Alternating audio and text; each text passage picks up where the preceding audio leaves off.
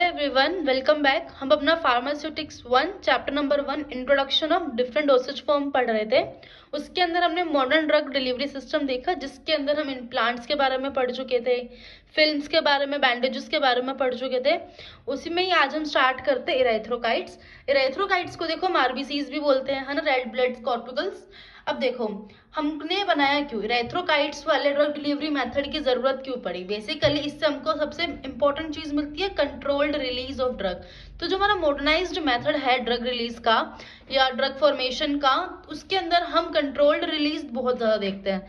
कि जितना भी हमने न्यू ड्रग डिलीवरी सिस्टम देखा, सबके अंदर एक चीज कॉमन थी, controlled release of drug. Means क्या, बार बार ड्रग को एडमिनिस्टर करने से अच्छा है एक ही बार ड्रग को इम्प्लांट कर दो, इंस्टिल कर दो, है ना। अब फिर उसके बाद में एक पर्टिकुलर टाइम पीरियड के लिए ड्रग अपने आप बॉडी के अंदर रिलीज होती जाएगी कंट्रोल्ड मैनर में। तो देखो लाइफ स्पेन क्या होता है इरेथ्रोकाइट का, 120 डेज का होता है। अब आगे बात करते हैं। देखो ड्रग है जो क्या होती है, इनकैप्सुलेट की जाती है किसके अंदर, इरेथ्रोकाइट्स के अंदर। The drug get leaked out from its cell to the blood serum. होता क्या है कि इरेथ्रोकाइट है, उसके अंदर हमने ड्रग्स को इनकैप्सुलेट कर दिया, फिर हम उस इरेथ्रोकाइट को हमने बॉडी के अंदर स्पेसिफिक साइट पे हमने भेजा, एडमिनिस्टर किया वहां पे, एंड वहां से फिर ड्रग है वो ब्लड सीरम के अंदर अपने आप धीरे धीरे करके लीक हो जाएगी। ठीक है ना। हम अब सब कुछ जानेंगे कि ये बना कैसे इरेथ्रोकाइट, और फिर इरेथ्रोकाइट बॉडी के अंदर जाके लीक कैसे होता है, कैसे वो ब्लड सीरम में ड्रग मिलती है, तो सब कुछ आगे हम जानेंगे। एंड सबसे अच्छी चीज क्या होती है, इसको हम स्पेसिफिक साइट पे भी भेज सकते हैं कि हमें बॉडी के अंदर जिस साइट पे एक्शन की रिक्वायरमेंट है वहीं हमने इरेथ्रोसाइट्स को इंस्टिल कर दिया, एडमिनिस्टर कर दिया। ठीक है, देखो होता क्या है, जो हमारे इरेथ्रोकाइट्स होते हैं उनको बोलते हैं रीसील्ड इरेथ्रोकाइट्स। ठीक है, रीसील्ड इरेथ्रोकाइट्स को कैसे प्रिपेयर करते हैं, हाइपोटोनिक मीडियम में। इसको बनाया ही हाइपोटोनिक मीडियम में जाएगा। हाइपोटोनिक मीडियम का मतलब क्या, सोल्यूट की कंसंट्रेशन कम रहेगी वहां पर। तो होता क्या है, जब हमने इरेथ्रोकाइट को हाइपोटोनिक मीडियम में रख दिया और उसी मीडियम के अंदर हमने क्या ऐड कर दिया, ड्रग ऐड कर दिया एक्वस मीडियम में, तो ड्रग के साथ और एक्वस मीडियम के साथ में क्या होगा, सोल्यूशन जो हमारा इरेथ्रोकाइट है उसके अंदर जाएगा, है ना। और उसकी हेल्प से क्या होगा, जो हमारा ड्रग एंटर कर दिया इरेथ्रोकाइट में, और जो हमारा इरेथ्रोकाइट है वो क्या हो जाएगा, फूल जाएगा, स्वोलन हो जाएगा। तो मतलब क्या, अब ड्रग इरेथ्रोकाइट के अंदर है, इनकैप्सुलेट हो गई है। अब इरेथ्रोकाइट को जैसे ही आइसोटोनिसिटी मिलेगी, यानी कि आइसोटोनिक मीडियम मिलेगा जो हमारी बॉडी के अंदर होता है, ठीक है, जैसे ही वो मीडियम मिला तो जो हमारा इरेथ्रोकाइट है वो क्या हो जाएगा, वो श्रिंक हो जाएगा। और जितनी भी ड्रग है, जितना भी सोल्यूशन है इरेथ्रोकाइट के अंदर है, वो सब क्या हो जाएगा, रिलीज हो जाएगा। तो ड्रग साइट ऑफ एक्शन पे रिलीज हो गई। यही चीज हमने इसमें पढ़ी थी ऊपर, जो मैंने बताया था कि इनकैप्सुलेट इरेथ्रोकाइट के अंदर होती है ड्रग, वो लीक आउट हो जाती है इनटू द ब्लड सीरम और स्पेसिफिक साइट्स में। ठीक है, अब नेक्स्ट आगे देखिए, देखो फॉर इंजेक्शंस, अगर हम इंजेक्शंस की बात करें, इरेथ्रोकाइट में be suspending in normal saline solution.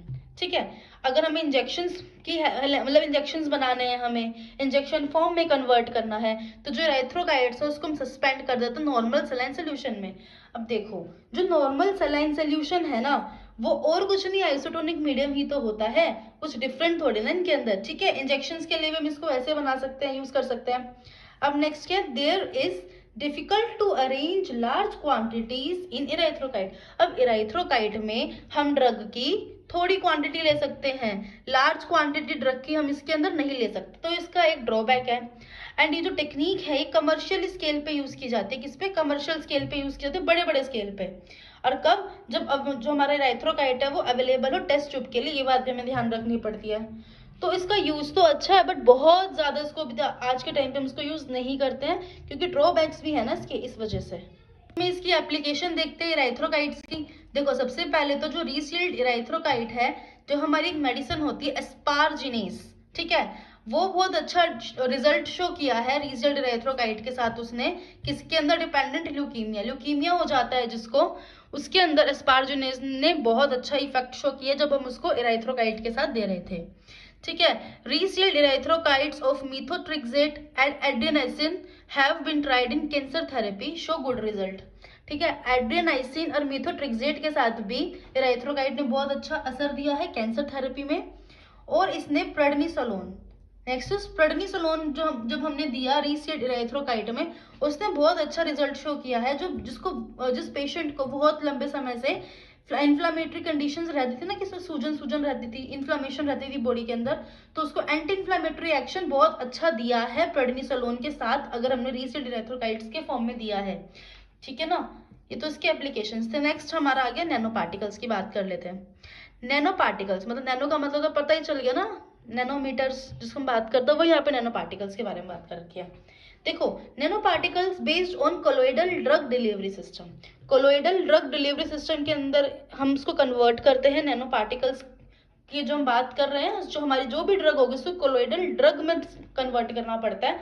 आगे हम देखेंगे कैसे कन्वर्ट होता है। इसके अंदर जो कोलोइडल ड्रग डिलीवरी सिस्टम की हम बात करते हैं, जो हमारी ड्रग का साइज होता है ना, वो नैनोमीटर के रेंज में होता है, 200 से 500 नैनोमीटर के बीच में रहेगा। इसी वजह से हम इसको नैनो पार्टिकल्स भी बोल रहे हैं। ठीक है, अब होता क्या है, एक सिस्टम बन जाता है। सिस्टम में क्या होता है, ड्रग होती है और एक कैरियर होता है। जो हमारी ड्रग है ना, वो कैरियर से अटैच हो जाती है। ठीक है, अब यहाँ पे कैरियर क्या होता है, कैरियर कुछ भी नेचुरली अकरिंग मैक्रोमोलिक्यूल हो सकता है। यहाँ एक बात याद रखने वाली ये है कि वो नेचुरली अकरिंग होना चाहिए, जैसे कि human albumin, bovine serum albumin, gelatin हो गया, ये नेचुरली अकरिंग चीजें, वो कैरियर होना चाहिए। उस कैरियर से ड्रग को क्या करता है, ड्रग अटैच हो जाती है।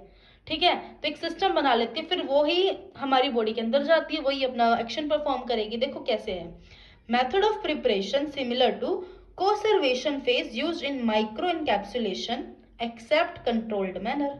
कहने का क्या मतलब, जो हमारे नैनो पार्टिकल्स बनते हैं वो कोसर्वेशन फेज वाले मेथड के उसमें बनते हैं, जिससे उसमें माइक्रो इनकैप्सुलेशन में कोसर्वेशन फेज वाला मेथड यूज होता है। यहाँ पे भी नैनो पार्टिकल्स में भी कोसर्वेशन वाला ही मेथड यूज होगा, बस यहाँ पे हमारे पास कंट्रोल्ड मैनर में रहता है, उधर नहीं रहता है। आगे देखिए, अब होएगा क्या, जो कैरियर है और ड्रग है, ये दोनों आपस में अटैच हो जाएंगे। अटैच होने का क्या मतलब, इनको मिक्स किया जाएगा आपस में। अब मिक्स करते वक्त बस एक चीज का ध्यान रखना पड़ता है कि प्रेसिपिटेशन ना हो, प्रेसिपिटेशन नहीं होनी चाहिए। ठीक है, फिर नेक्स्ट क्या करेंगे, जब हमारे पास कैरियर ड्रग मिल जाएगा, एक सिस्टम बन जाएगा, ठीक है ना, उसको हम क्या करते हैं, डिसोल्वेट किसके अंदर करेंगे, बाय एडिंग अ सोलवेंट, एक कंट्रोल्ड मैनर से। क्या करेंगे, जब हमारा कैरियर और ड्रग को हम पहले मिक्स करेंगे, जो भी हमें कुछ मिलेगा इसको हम सिस्टम बोलते हैं। वैसे कैरियर प्लस ड्रग से हमें जो भी प्रोडक्ट मिलता है ना, उसको हम सिस्टम बोलते हैं। तो उस सिस्टम को हम क्या करते हैं, डिसोल्वेट करेंगे कंट्रोल्ड मैनर से। किसको ऐड करते करते, सोलवेंट को ऐड करते करते, और उस सोलवेंट के साथ एक कंपीटिंग सोल्यूट भी देंगे, एक तरह का सोल्यूट और डालेंगे। देखो सोल्यूट में क्या क्या डलता है, सोडियम सल्फेट एल्कोहल, है ना, ये दोनों मतलब जैसे कि सोलवेंट भी डालेंगे साथ साथ, सोल्यूट भी डालेंगे साथ साथ, एक कंट्रोल्ड मैनर में डालेंगे। अब जब हम सोल्यूट और सोलवेंट कंट्रोल्ड मैनर में डाल रहे हैं, इनके बीच एक तरह का कंपटीशन हो रहा है, तो उसके रिजल्ट में हमें क्या मिलता है, कोलोइडल पार्टिकल्स मिलते हैं। क्योंकि अभी तक तो ये कुछ कोलोइडल था नहीं, प्रेसिपिटेट भी ना बने, हमने ये भी ध्यान दिया था। तो एक जो हमारे पास सोल्यूशन टाइप की फॉर्म चीज थी, वो हमने इस मेथड से, कंट्रोल्ड मैनर मेथड से हमने क्या कर दिया, कोलोइडल पार्टिकल में कन्वर्ट कर दिया, कोलोइडल बना दिया उसको। जो कोलोइडल पार्टिकल्स है इसके अंदर नैनोमीटर के रेंज में पाए जाते हैं। अब दीज नैनो पार्टिकल्स में be harden isolated dried on storage. ठीक है, अब जो नैनो पार्टिकल्स बने हैं ये हार्ड भी हो सकते हैं, आइसोलेटेड भी हो सकते हैं, ड्राइड भी हो सकते हैं। ठीक है, स्टोरेज हम जैसे भी रखना चाहें, लेकिन जब हम इसको एडमिनिस्टर करना है तो इनको ही हम डिस्पर्स कर सकते हैं किसी एक्वा सिस्टम में, फिर इसको एडमिनिस्टर कर सकते हैं। तो जो बेसिकली नैनो पार्टिकल्स बनाने का मेथड है ना, तो ये थोड़ा सा हम कह सकते हैं कि जो बड़ी बड़ी लैब्स होती है ना, उनमें ही थोड़ा पॉसिबल होता है, छोटी लैब्स में पॉसिबल भी नहीं हो पाता। और हम इसको, मैंने ट्राई तो बहुत किया है कि आपको समझ आए, लेकिन जब तक हम इनको प्रोसीजर को होते हुए देखते नहीं है ना, तब तक हमें अच्छे से समझ भी नहीं आ पाता है ये। आगे इसकी एप्लीकेशंस देखते हैं। एप्लीकेशंस में क्या है, इसमें फ्लोरोसिन आइसोथायोसाइनेट, ठीक है, एक तरह की ड्रग है, ये नैनो पार्टिकल में बना रखी है। इसको हम कहाँ यूज करते हैं, use to incorporate cytotoxic agent into tumour cell in chemotherapy. Chemotherapy के अंदर जो ट्यूमर का सेल होता है ना, उस ट्यूमर सेल में जो बेसिक साइटोटॉक्सिक एजेंट होता है, उधर हम नैनो पार्टिकल में कन्वर्ट कर देते हैं। किसको, फ्लोरोसिन आइसोथायोसाइनेट को नैनो पार्टिकल में कन्वर्ट कर देते हैं, फिर उसको वहां पे इनकॉर्पोरेट किया जाता है। ठीक है, तो यहाँ इसका एक यूज आ गया। सो बेसिकली नैनो पार्टिकल्स और कुछ नहीं है, हमारे पास जो भी मैक्रोमोलिक्यूलर ड्रग्स वगैरह होते हैं ना उसको नैनो पार्टिकल में कन्वर्ट करने का मेथड है कि छोटे छोटे पार्टिकल्स में कन्वर्ट हो जाए, ताकि उसको इनकॉर्पोरेट करना, एडमिनिस्टर करना और ज्यादा ईजी हो जाएगा। तो nano particles along with biological markers like immunoglobulins can be used to target drug at specific site। जब हम नैनो पार्टिकल्स को बायोलॉजिकल मार्कर्स जैसे कि इम्यूनोग्लोबुलिन्स होते हैं ना, उनके साथ में हम क्या कर सकते हैं, ड्रग को एक स्पेसिफिक साइट के ऊपर टारगेट भी कर सकते हैं कि भाई हमको इस एरिया में ही असर चाहिए तो इसी एरिया में हम कर दो टारगेट। तो नैनो पार्टिकल की हेल्प से पॉसिबल हो पाता है। इस प्रोड्रग, ये थोड़ा इंपॉर्टेंट है प्रोड्रग के बारे में। प्रोड्रग होता क्या है, देखो प्रोड्रग का मतलब देखो समझ भी आ रहा है, प्रो मतलब पहले, ठीक है। ऐसे कंपाउंड जो बायो ट्रांसफॉर्मेशन में जाते हैं before showing the desired pharmacological action. आसान भाषा में देखो, हमारी बॉडी में जो भी ड्रग का एक्शन होता है ना, जो भी ड्रग एक्शन देती है उससे पहले की एक सिचुएशन होती है प्रोड्रग की, ठीक है। उससे पहले वाली कंडीशन है प्रोड्रग की कि हमारी जस्ट लाइक बहुत सारी ऐसी मेडिसिन होती है जिसको हम एडमिनिस्टर करते हैं, वो प्रोड्रग के फॉर्म में होती है, उसका कोई भी बायोलॉजिकल एक्शन नहीं होता हमारी बॉडी पे। लेकिन जब यही प्रोड्रग का क्या हो जाएगा, मेटाबॉलिज्म हो जाएगा, बायो ट्रांसफॉर्मेशन हो जाएगा, तब वो जाके असली वाली ड्रग में कन्वर्ट होएगी और ये ड्रग हमारी बॉडी को क्या देगी, ये देगी एक्शन, ठीक है। तो ऐसे कंपाउंड जो किस में जाएंगे, बायो ट्रांसफॉर्मेशन को ही मेटाबॉलिज्म बोलते हैं, ठीक है।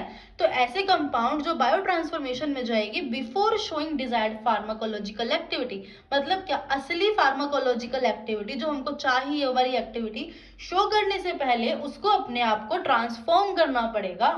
ऐसे कंपाउंड को हम बोलते हैं प्रोड्रग, ठीक है। इसके एग्जाम्पल्स होते हैं ester, amides of parent drug. कोई भी पेरेंट ड्रग होगी उसके अगर एस्टर और अमाइड होते हैं उसके अंदर हम चेंजेस करते हैं, उनको हम प्रोड्रग बनाते हैं इनकी हेल्प से। अब देखो रीजन क्या है प्रोड्रग बनाने का, ये बात हम अच्छे से जानते हैं कि नेचुरली जो हमें ड्रग मिलती है, जो ड्रग्स की एक्चुअल फॉर्म है उसको हम कभी भी एडमिनिस्टर नहीं कर सकते, उनमें स्टेबिलिटी, सॉल्युबिलिटी बहुत इश्यूज होते हैं। तो इसको हम क्या करते हैं, ट्रांसफॉर्म करते हैं बहुत चीजों में, तभी हमने डोसेज फॉर्म भी बनाई है। तो यहाँ पे भी उन्हीं सब की वजह से हमने प्रोड्रग बनाई है। देखो ना प्रोड्रग कहाँ यूजफुल होते हैं, useful in solubility, stability, bio availability, इनको हैंडल करने में, इनको ठीक करने में किसी भी ड्रग की, है ना, कि इनके साथ जो प्रॉब्लम्स आ रही थी, जो नेचुरली अकरिंग ड्रग है उसमें सॉल्युबिलिटी का इशू आ रहा है, स्टेबिलिटी का इशू आ रहा है, बायो अवेलेबिलिटी का इशू आ रहा है, तो उसको ड्रग को हमने प्रोड्रग बना दिया, अरे चीजें ठीक हो गई। और दूसरी चीज, कोई ड्रग होती है उसका टेस्ट और ऑर्डर इतना गंदा होता है पेरेंट ड्रग का, तो उसको भी हमने क्या कर दिया, प्रोड्रग में कन्वर्ट कर दिया, तो ये प्रॉब्लम भी सॉल्व हो गई। टॉक्सिसिटी कम हो जाती है प्रोडक्ट को कन्वर्ट करने से, ठीक है। तो इन सब को ठीक करने के लिए हमने किसमें ड्रग को कन्वर्ट किया, पहले ड्रग को प्रोड्रग में कन्वर्ट किया, फिर हमारी बॉडी के अंदर वो ड्रग गई तो वो प्रोड्रग से दोबारा से ड्रग बनी और हमको एक्शन मिलेगा, ठीक है। इसकी एप्लीकेशन देखो, बहुत अच्छे एग्जाम्पल है ये फर्स्ट वाला, क्लोरमफेनिकोल पाल्मिटेट, ठीक है। ये बच्चों के लिए आती है मेडिसिन। जो क्लोरमफेनिकोल पाल्मिटेट है एक तरह का प्रोड्रग है। इसकी मेन ड्रग क्या है, क्लोरमफेनिकोल। ये बेसिकली पेडियाट्रिक सस्पेंशन है, बच्चों के लिए ना पेडियाट्रिक सस्पेंशन होता है, इसका टेस्ट बहुत ज्यादा गंदा होता है, बिटर टेस्ट होता है, तो उसको ही ठीक करने के लिए इसको प्रोड्रग बनाया जाता था कि बच्चों को एडमिनिस्टर कराना, खिलाना आसान रह जाएगा, ठीक है। नेक्स्ट है हमारी प्रोकेन पेनिसिलिन जी, लेकिन एक और एग्जाम्पल है बेंजिथाइन पेनिसिलिन जी। दो एग्जाम्पल्स दे रखे हैं, पेनिसिलिन जी के ही एग्जाम्पल्स हैं ये क्या है, ये प्रोड्रग है, किसके, पेनिसिलिन जी के प्रोड्रग है, ठीक है। अब क्यों है, क्योंकि देखो पेनिसिलिन जी डायरेक्टली ना हाइड्रोलिसिस कर देता है, अपने आप को खराब कर लेगा ये। तो जब हम इनको प्रोकेन पेनिसिलिन जी में कन्वर्ट कर दे या बेंजाथाइन पेनिसिलिन जी में कन्वर्ट कर दे तो उसका रेजिस्टेंस रुक जाता है, रेजिस्टेंस टू हाइड्रोलिसिस रुक जाता है, लाइक हाइड्रोलिसिस हो जाएगा ड्रग का, लेकिन जब हम इसको प्रोड्रग में कन्वर्ट कर देंगे तो वो नहीं हो पाएगा, रेजिस्टेंस मतलब रोक लग जाएगी हाइड्रोलिसिस पे। Third example is clindamycin 2 palmitate, ठीक है। क्लिंडामाइसिन 2 पाल्मिटेट ये प्रोड्रग होता है, क्लिंडामाइसिन का एंटीबायोटिक है ये, ठीक है। तो ये इसका प्रोड्रग है। अब क्यों बनाया गया, क्योंकि क्लिंडामाइसिन का अपना बहुत बिटर टेस्ट होता है, तो उसको ठीक करने के लिए इसको प्रोड्रग में कन्वर्ट किया गया। और होता क्या, जब हम क्लिंडामाइसिन का इंजेक्शन देते हैं ना तो पेनफुल होता है वो, तो जब हम उसको प्रोड्रग के फॉर्म में देंगे तो पेन भी कम होता है, इरिटेशन भी कम होगी कहाँ पे, साइट ऑफ इंजेक्शन पे। इसको इंट्रामस्कुलर इंजेक्शन दिया जाता था क्लिंडामाइसिन का, लेकिन जब क्लिंडामाइसिन 2 पाल्मिटेट बन गया, प्रोड्रग बन गया, तो उसको ही एडमिनिस्टर किया जाता है, इंजेक्ट किया जाता है। ठीक है, सो हमारे यहाँ पे चैप्टर नंबर 1 फार्मास्यूटिक्स 1 कंप्लीट हो चुका है। अब हम नेक्स्ट वीडियो में आगे और चैप्टर्स देखेंगे। Thank you, bye bye.